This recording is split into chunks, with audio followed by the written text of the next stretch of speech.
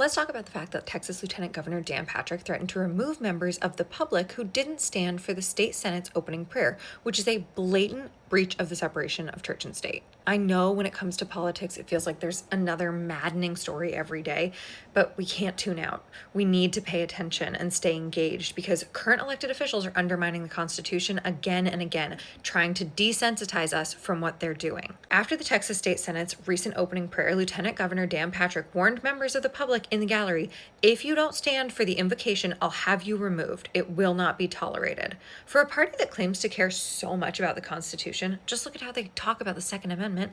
They seem to have no problem violating core principles of the Constitution when it doesn't suit them. The First Amendment clearly prohibits the government from establishing religion or forcing religious practices on the public. Yet, Lieutenant Governor Patrick did exactly that by threatening to eject anyone who refused to stand for the Senate's prayer. If you're thinking, okay, but that's Texas, I don't live there, how does it affect me? Well, Dan Patrick isn't just the Lieutenant Governor of Texas. He was selected by President Trump in May to chair the federal government's Religious Liberty Commission, which advises the White House Faith Office on policy matters. So that's where we're at. When the government starts implementing religious practices, everyone's religious freedom is at risk.